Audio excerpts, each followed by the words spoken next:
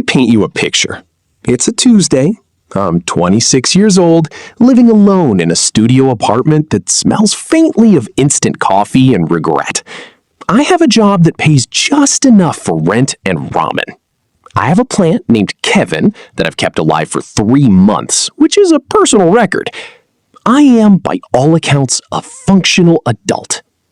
Then my mother calls. "We're moving in together," she says. "Your stepbrother and I. With you." Now, a few things you need to understand. My mother left when I was 12. She remarried a rich man named Director Park when I was 15, and I met his son exactly once. Choi Min-hyuk. 2 years older than me, cold, silent, with eyes that looked through you like you were made of glass. We didn't speak, we didn't bond. He went to school in the US, I stayed in Korea. We existed in completely separate universes for 11 years. And now he was moving into my apartment? My apartment has 1 bedroom, I said. We'll figure it out. Mom, 1 bedroom. You're family now, Jihu. Be nice. I was not nice. I am never nice. I am a small, angry man who holds grudges like other people hold memories. Min-hyuk arrived on a Saturday with 3 suitcases and no expression. He was taller than I remembered, broader. His face had sharpened into something that belonged in a cologne advertisement. All angles and shadows and the kind of jawline that makes you question your life choices. He was wearing a black turtleneck and carrying a leather bag that probably cost more than my entire apartment. He looked at me, then at my apartment, then back at me. "This is where you live?" he said. It wasn't a question. "Yes." "It's small. It's mine." I crossed my arms. "You don't have to stay. The airport's still open." Something flickered across his face. Annoyance, maybe? Or amusement? It was hard to tell. He walked past me into the living room, set down his bags, and said, "I'll take the couch." Just like that. No argument, no complaint. He just claimed my couch like he'd been living here his whole life. I hated him immediately. Here's the thing about Choi Min-hyuk. He was weird. Not in an obvious way. He wasn't creepy or rude or anything I could point to and say, "See, this is why I don't like you." He was just off. He woke up at 5 a.m. every day to run. He made his bed before I even got out of mine. He cooked breakfast. Actual breakfast, with eggs and vegetables and things that required more than a microwave, and left a portion for me on the counter, covered with a plate. "The food will get cold," he said the first time I ignored it. "I didn't ask you to cook for me." "You didn't have to." I ate it. It was delicious. I hated him more. The first crack in my hatred appeared 2 weeks in. I was working late on a commission, some logo for a coffee shop that wanted to look artisanal but also approachable, which meant nothing. And I'd forgotten to eat. My stomach made a sound like a dying animal. I ignored it. Then a bowl of noodles appeared next to my laptop. I looked up. Min-hyuk was standing there, holding a second bowl for himself. "You haven't eaten since breakfast," he said. "How do you know what I've eaten?" "I live here." He sat down on the floor across from me. I noticed things. "What things?"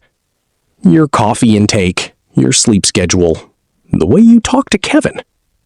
I froze. "You heard that?" "He's a good listener," Min-hyuk said. His voice was flat, but his eyes were doing something strange, almost warm. "You told him about the client who ghosted you. You also apologized for not watering him on time." "Kevin is a plant." "I'm aware." I stared at him. He stared back. Neither of us blinked. "Eat your noodles," he said finally. "They're getting cold." I ate my noodles. They were perfect. I hated him a little less. The second crack was bigger. My mother called to check on us. I put her on speaker because I'm lazy, and she immediately started asking questions I didn't want to answer. Is Min-hyuk being nice? Are you two getting along? Have you talked about your feelings? We don't have feelings. That's not true, Min-hyuk said from the kitchen. He was washing dishes. He was always washing dishes. I think he found it calming. I have several feelings. They're just inconvenient. My mother gasped. He speaks! Ji-hoo, did you hear that? He said feelings. I heard. You should ask him about them. Absolutely not. But later that night, when we were both pretending to sleep, me in my bed, him on the couch, I heard him whisper into the darkness. I'm not good at this. At what? I whispered back. Being around people. Being normal. A pause. I was alone for a long time. In the US. I didn't have friends.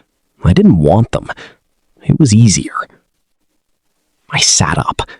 I could see his silhouette on the couch, staring at the ceiling. Why are you telling me this? Because you're the only person who doesn't expect me to be anything. He turned his head toward me. Even in the dark, I could feel his gaze. You just hate me. It's honest. I didn't know what to say to that, so I lay back down and stared at my own ceiling and thought about how maybe, just maybe, I didn't hate him at all.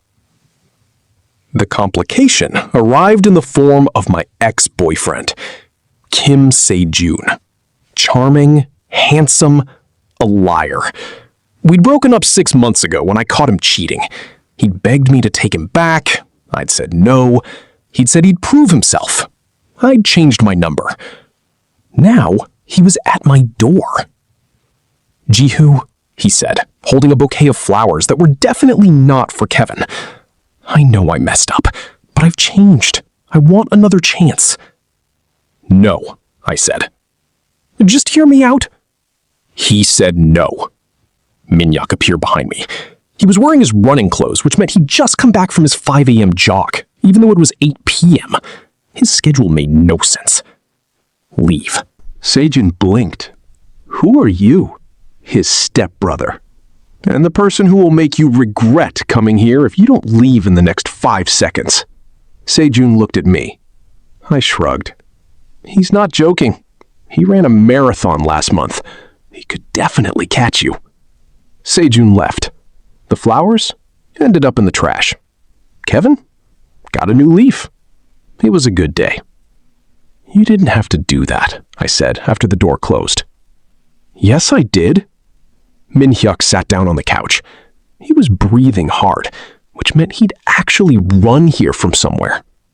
He hurt you. I don't like people who hurt you. You don't even know me. I know you talk to your plant. I know you only eat ramen when you're stressed. I know you pretend to be angry, but you're actually just scared. He looked at me. I know you, Ji-hoo. More than you think. My heart did something stupid. A flip, a skip, a full gymnastics routine. That's creepy, I said. It's observant. It's still creepy. But I sat down next to him on the couch. And when he didn't move away, I didn't move either. The third act, because every story needs one, came from my mother. She showed up unannounced with Director Park. They wanted to check on the boys. What they actually wanted was to see if we'd killed each other yet. We hadn't. We were, in fact, watching a movie on the couch. I was leaning against Min-hyuk's shoulder, because the couch was small, and there was nowhere else to put my head.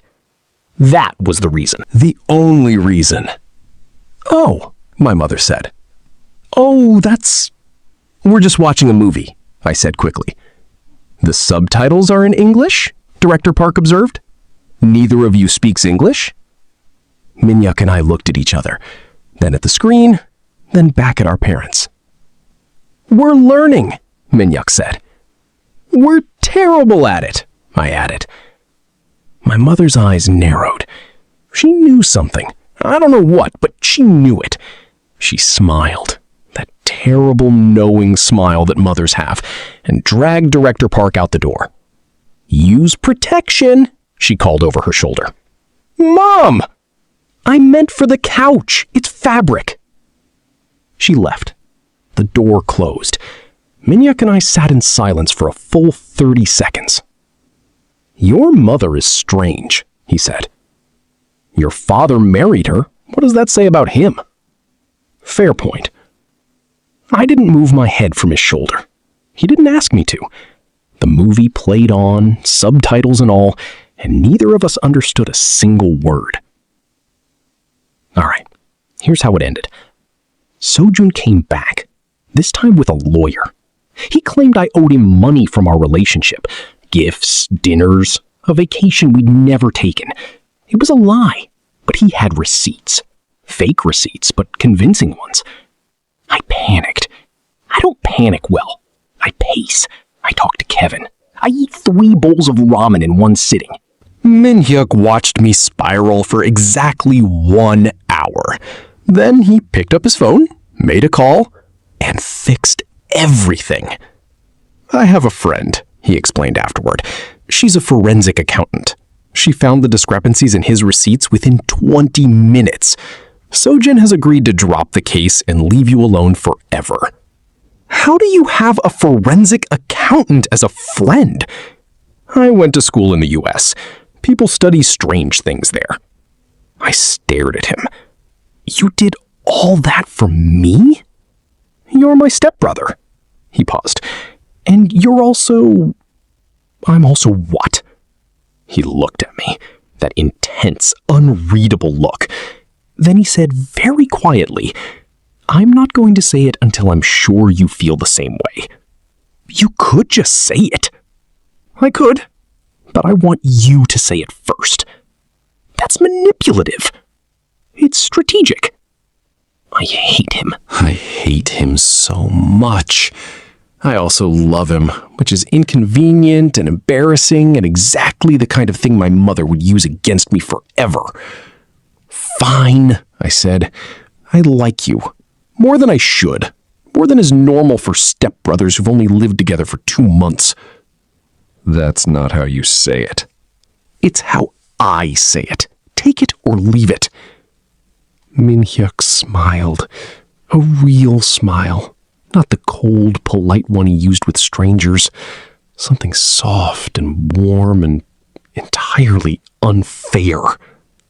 I love you too, he said. Now, can I kiss you, or do you need to consult Kevin first? Kevin says yes. Kevin's a plant. He's a good listener. We told our parents the next week. My mother cried. Director Park shook Minhyuk's hand and said, I always knew you'd end up with someone difficult. I'm still not sure if that was a compliment. Sojun moved to Busan. Kevin grew 2 new leaves. Minhyuk still wakes up at 5 a.m. But now I wake up with him, because apparently I'm the kind of person who runs now. Oh, it's terrible. I hate it. I also hate the way he looks at me when we run together, all sweaty and stupid and in love. But I don't hate him. I haven't hated him for a long time. My name is Han Ji-hoo. I live in a small apartment with my stepbrother, my plant, and a couch that's definitely not big enough for 2 people. We still pretend to sleep in separate beds. We're not fooling anyone. And honestly, I wouldn't have it any other way.